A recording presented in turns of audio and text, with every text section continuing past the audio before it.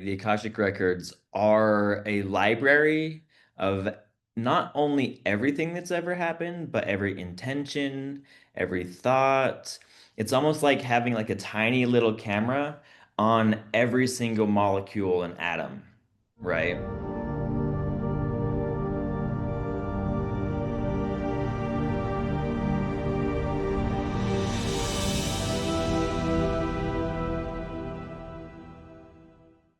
Hello, everybody, and welcome to day 35 of Awakening to Ascension. I will be your host today, Jeneé, and I'm joined with Marlene as well as Alex. And today's topic is what is the Akashic Records and how you can access them. So it's going to be quite an insightful episode. And before we begin, if you have any comments about the topics that we do discuss, please do drop them in the comments section. And I will also be leading a decree at the end of this episode. So please do stay tuned. So I just want to begin by saying that the Akashic record is a zero energy field, and it's basically the energy of everything. So, whatever thought you have leaves a digital footprint in the universe. So, you are not just living your life, you are actually creating and designing it. And it's being left as a record in the universe. And something that one needs to understand is when you access the Akashic records, it isn't something that you try to find. It's something that you actually access through the frequency that you're in. So it is easily accessible for you. You don't have to find it. And we're going to dive right into how exactly you can do so today. Marlene. Thank you. Mm. So let's start at the beginning, really. When I think about the Akashic Records, I think about it as a library. And every bit of your life is stored in the books. And so we go and we can access most anything from our past, our present, and be it so from our future, because everything is all on one timeline and dimension. And so it is a cosmic database. It's like being hooked into Google, but it's a spiritual Google Drive. And it's fascinating because everything you think, everything you've ever felt, your emotions, everything gets stored in that Akash. It is something very, very sacred, and it is something that cannot be accessed just randomly. One needs to do it very consciously and with the greatest of intentions, because that is in, as you were saying, the morphogenetic field. And that morphogenetic field is the all that is. And how we tap into it must be done with great reverence. And if I do not give anybody permission, they cannot just tap into my Akash. The Arcturians actually are heading up what happens in that, and they will block if there is something that shouldn't be known, or somebody that is trying to gain the Sometimes, information. yes, sometimes you have individuals of power that can access your Akashic records. So they trained in going into the Akashic of your record. So you have to be very, very mindful and conscious, like Marlene said, because somebody can access information on you without your permission, and it can be detrimental to you, the individual. It's like a diary. If you think of the analogy of writing in your own personal diary, you wouldn't give access to that information to somebody that shouldn't be reading it. Yes, Alex. Yes, they're exactly right. The Akashic Records are a library of not only everything that's ever happened, but every intention, every thought. It's almost like having like a tiny little camera on every single molecule and atom, right?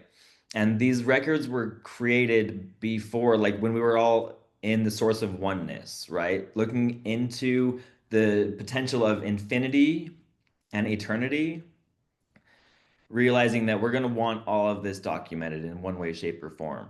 So there are these just energy fields full of information. And they've been going on for, yeah, since the dawn of time. And they are so extensive, but at the same time, we are coming down here under a veil to forget. So we came down here intentionally to forget, but we also want to be able to come back to something when we return to the complete spirit world that we can refer to and reclaim that knowledge and information. And people that are going through an awakening. So every now and then you'll go through these seasons, and I'm going through one right now, actually, where I'm starting to feel very uncertain about who I am, if I'm on the right path or not. And being able to access these Akashic records is crucial because then it allows me to remember who I am and what I came here for.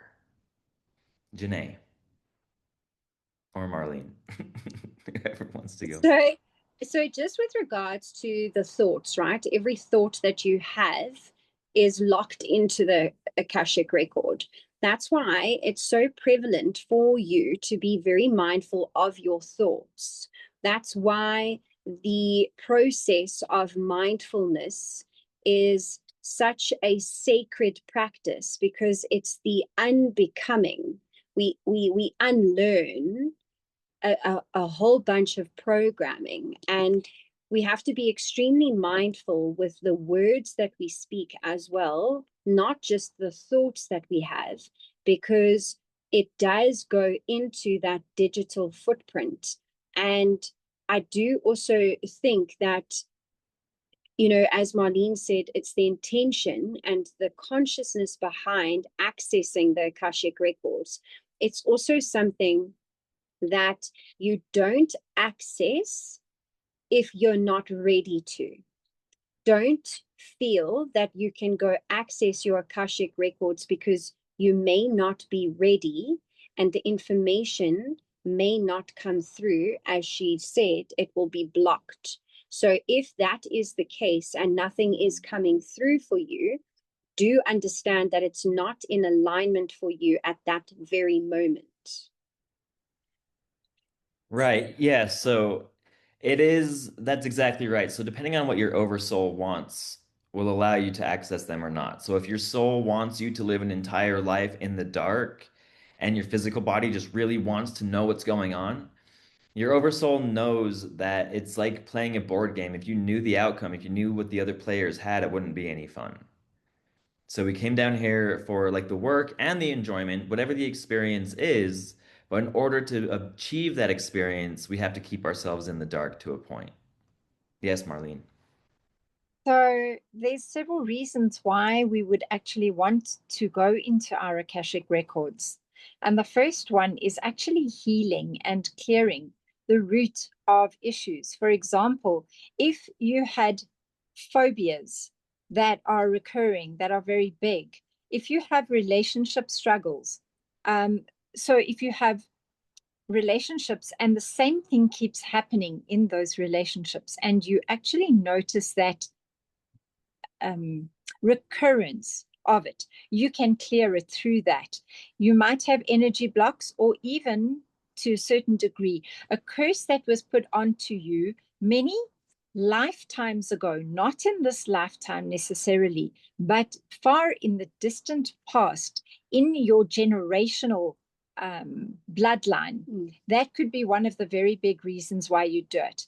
Then the other thing that you can actually ask is, what is my soul mission here? Why have I actually reincarnated onto the earth? Because we don't always all know why we are here.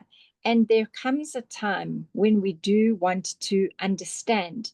We could also bring into this lifetime specific gifts. And that is a very beautiful thing also in the Akash, to draw down and say, okay, what did I come here to actually live through and to embody and impart it to other people as well.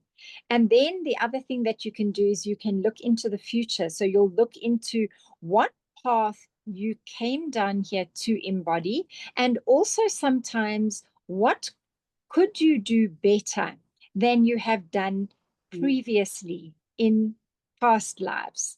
So those are very interesting insights. And obviously, when you attune to the Akash, either you're doing it yourself or you are giving someone else the permission to do that for you. Again, the questions that you go in with is very, very important. So to become very clear on what it actually is that you are wanting to draw down. And also if you're not doing it yourself, who is doing it on your behalf? You have to be so, so very careful, because not everybody is as they say they are. There are many practitioners that are light workers that are not, in fact, that. And they are working on the other side of the spectrum, not for your highest good.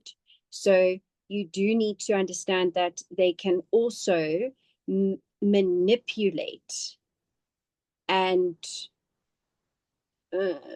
affect your Akashic record in that sense as well. So you really just have to be very, very intuitive when it comes to with regards to who you have access that.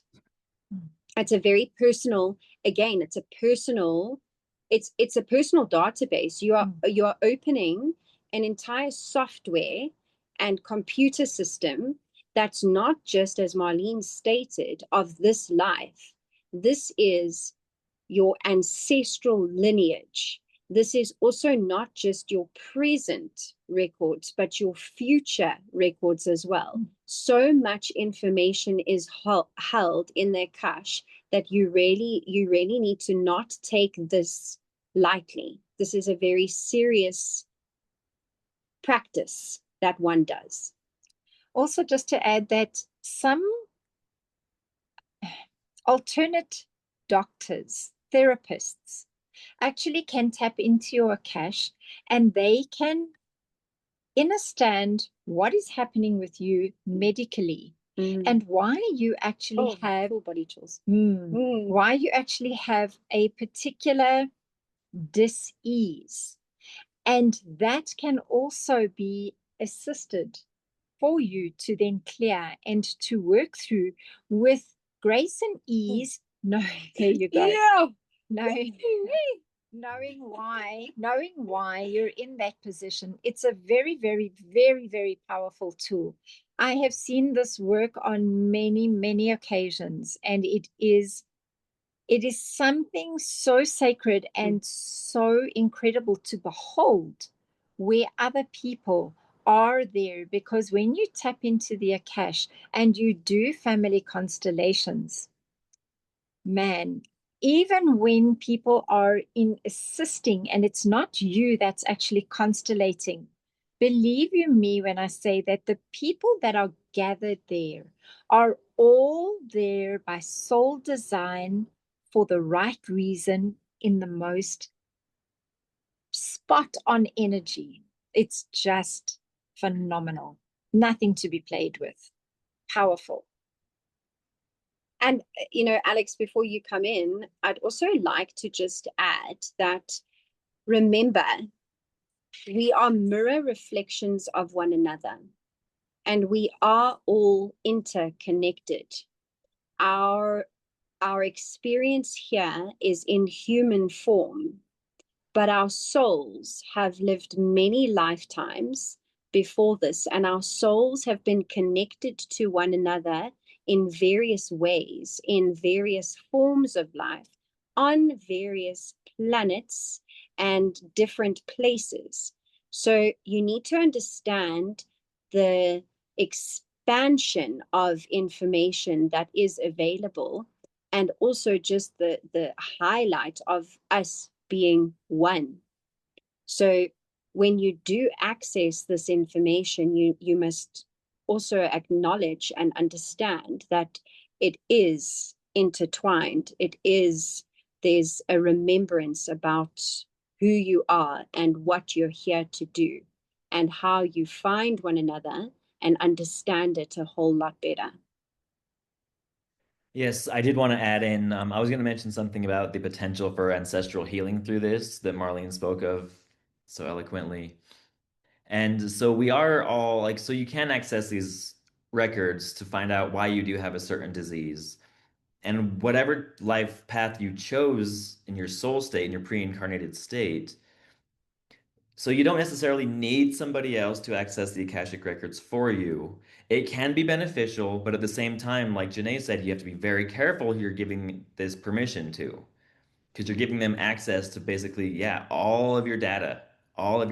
And there are a few ways to tell if a person is doing this for your benefit or for their own. And there is the discernment, right? So you have your own discernment. It's like when they're asking you, do you feel pressured? Do you feel a sense of fear? Do you feel like if you don't do this, something bad will happen? Those are all signs that you shouldn't go with a certain person. And then also trust your intuition. And then also know that this information will find its way to you when you're ready. But when that does, also treat it like a very sacred database and use reverence and allow it to come in without judgment. Just understand, okay, this is what's happening. This is what I remember. And just let your conscious mind take a back seat and just sit along for the ride and see what you see. It's one of the best ways to get the most out of the Akashic records in the most organic, natural way it can come to you. Yes, Marlene. And then also just to follow on from what you've said, once you have tapped into your cache, it'll happen pretty quickly at a time, and then you're not going to remember everything. You might see symbols, you might see colors, you might get a feeling, you might be very, very emotional. And my suggestion is that you have a journal and you write down, because once you come out of that state, you're not going to be remembering everything. And because it is so important, it's that record that counts going forward. Okay, so I think it's been a really, really beautiful discussion this evening, and I think that every episode just becomes so much more of it. It's allowing all of us to connect and also just become so much wiser on things that we do need to understand through this awakening process. And I think that it's also so incredible to remain authentic with regards to everything. You know, Alex, he disclosed that he was going through just a feeling because, again, we're a soul having a human experience. So don't shut that down. Don't shut that off. Experience what you're feeling, feel what you're feeling. You're allowed to feel it. Don't believe that you're supposed to be this supernatural human that doesn't feel heavy and emotional or overwhelmed. So, with that being said, I would like to lead us into a decree for the Akashic Records. So, if you can, please close your eyes. And again, if you are doing something and you're unable to, the decree will still work. So, we are going to start with our gallop breath, as I did give insight to in a previous episode. So, it's 2 sharp inhales through the nose and as you exhale. We're only going to do 3 of those breaths. So, ready, taking a deep breath in and out, and in, out, in, out, out. Breathe in and out. And I'd like for you to visualize your heart, your throat, and your third eye lighting up in one vertical line of gold. You're going to repeat after me, either out loud or in your mind. I say your name, standing in the center of my sovereign architecture. Do hereby decree my intent to access the living library of my soul by the power of my own frequency and through the authority of the grid. I command the opening of my Akashic Records. I decree I am the only authorized user of my soul's blueprint. I revoke all interference, ancestral loops, and matrix static that have obscured my vision. I command my DNA antenna to tune into the original frequency of my mission. I step into the 0 point field and I call forth my wisdom, the keys, and the blueprints required for my activation. I ask not for fortune, but direct knowing of my divine path. As I speak, the library opens. As I breathe, the data integrates. I am the architect. I am the record. And I am the truth. The seal is broken. The field is open. And it is done. You can take a deep breath in and a deep breath out. And gently open your eyes. As Marlene did disclose, the answers won't always come in words. They will come in symbols.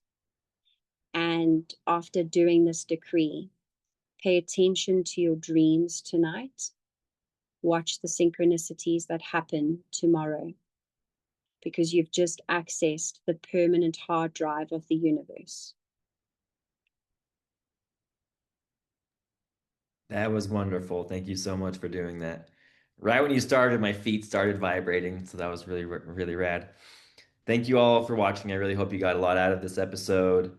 Please remember to like, comment, and share this with somebody else that could use the information, and we'll see you next time.